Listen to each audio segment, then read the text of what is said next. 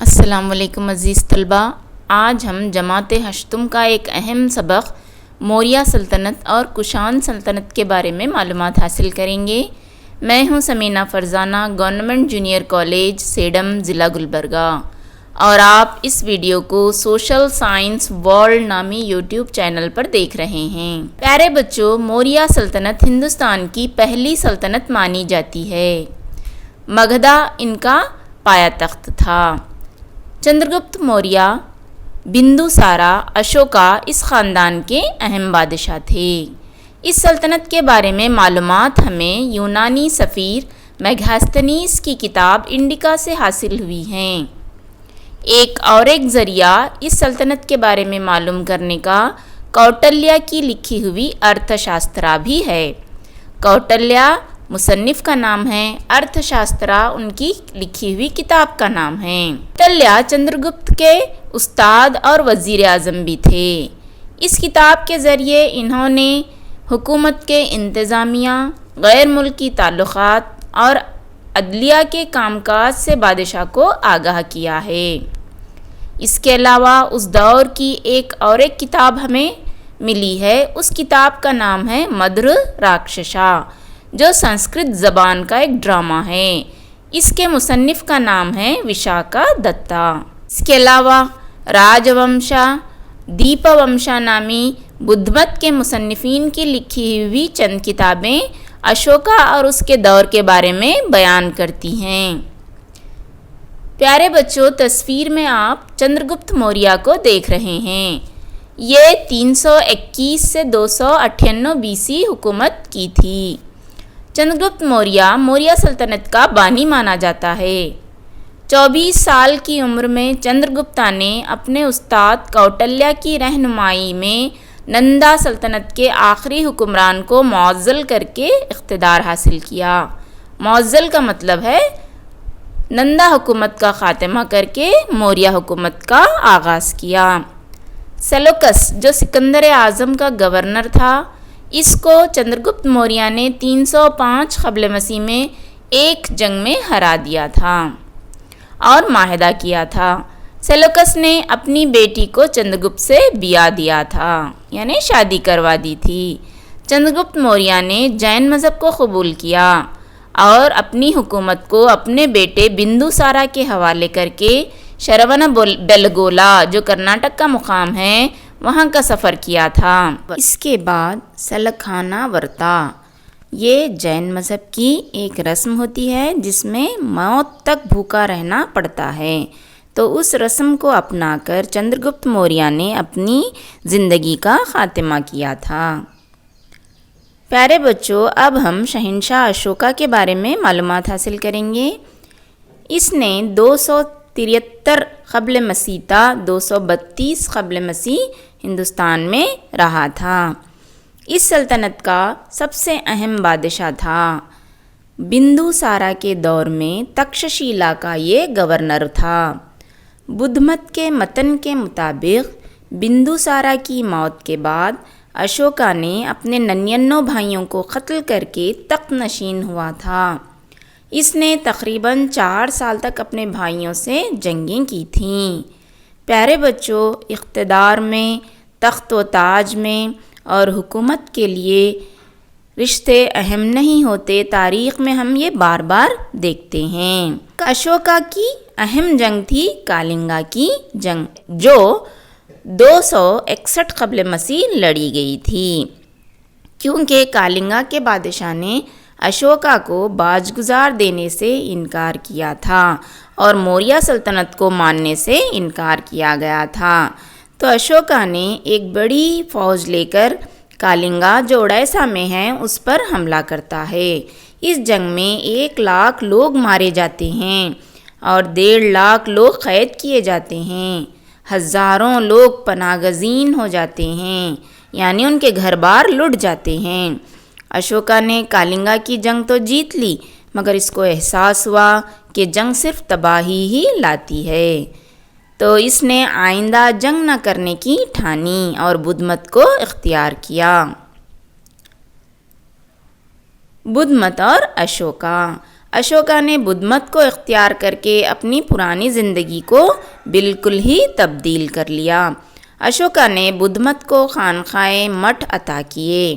اپنی ریاست میں جانوروں کو ممنوع قرار دیا۔ اشوکا اپنی رعایا کو اپنے بچوں کی طرح تصور کرتا تھا اور اس نے یہ اعلان کیا کہ والدین اور بزرگوں کی عزت کرنی چاہیے اور کہا کہ غلاموں کے ساتھ رحم دلی سے پیش آنے ہوگا۔ اشوک جیو اور جینے دو کے قول کو بڑی اہمیت دیتا تھا۔ بدھ مت کی تبلیغ کے لیے دھرم مہا منترا نامی افسروں کا اس نے تقرر کیا تھا۔ اپنی سلطنت کے کئی حصوں میں کتبوں کے ذریعے بدھ مت کی اشاعت اشوکا نے کی ہے۔ دوسرے ممالک کو بھی یہ مبلغ بھیجا کرتا تھا۔ اپنے خاص بیٹے راہل اور بیٹی سنگ مترا کو اس نے سری لنکا بھیجا تاکہ وہاں بدھ مت کی تبلیغ ہو سکے۔ 250 قبل مسیح پاٹلی پترا میں تیسرا بدھ اجلاس بھی اس نے منعقد کروایا تھا۔ پیارے بچوں، اب ہم اشوکا کے کتبوں کے بارے میں معلومات حاصل کریں گے۔ یہ پہلا بادشاہ تھا جس نے کتبے لکھوائے۔ میں نے آپ کو کتبوں کے بارے میں پہلے ہی بیان کیا ہے۔ کتبے کہتے ہیں پتھروں پہ، چٹانوں پہ یا کسی دھات پر کھود کر لکھنے کے دستاویز کو۔ کتبوں میں اشوکا کا نام پریا درشنی بتایا گیا ہے اور اس طرح کے کتبے ہمیں پورے برصغیر کے کئی حصوں میں ملتے ہیں۔ ان کتبوں میں برہما رسم الخط میں لکھا گیا ہے۔ تقریباً 181 کتبے دستیاب ہوئے ہیں۔ سارناتھ میں موجود ایک کھمبے کے اوپری حصے میں کھدے ہوئے 4 شیر ہمارا قومی نشان ہے۔ یہ بھی اشوکا کے دور کے ہیں۔ آپ اپنے اسکرین پر اوپر جو تصویر دیکھ رہے ہیں جو ہمارا قومی نشان ہے وہ ہم نے سارناتھ کے کھمبے سے لیا ہے جو اشوکا کے دور کے ہیں۔ موریاؤں کا مالی نظام۔ زراعت کے لیے آبپاشی کرنا عام تھا۔ پیارے بچوں، گجرات کے جوناگڑھ کے قریب سدرشنا سروور نامی ایک نہر آج بھی پائی جاتی ہے جسے چندرگپت موریہ کے گورنر پوشیا نے تعمیر کی تھی۔ حکومت کی آمدنی کا اہم ذریعہ لگان تھا۔ چاندی کے سکوں کے ذریعے لین دین ہوتا تھا۔ تکششیلا، اجین، دھولی، ساون نگری اہم تجارتی مراکز تھے۔ راجو دور میں راجو کا اسے کہا جاتا تھا جو عدالتوں میں انصاف کرتا تھا۔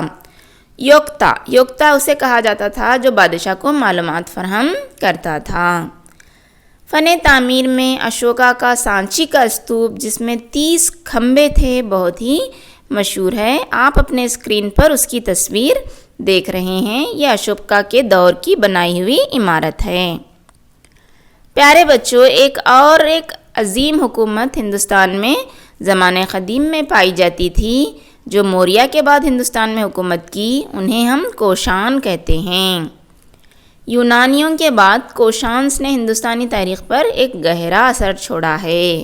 اس حکومت نے بدھ مت کو پھیلانے میں اہم کردار ادا کیا۔ کجل کداپیشس اس خاندان کا بانی ہیں۔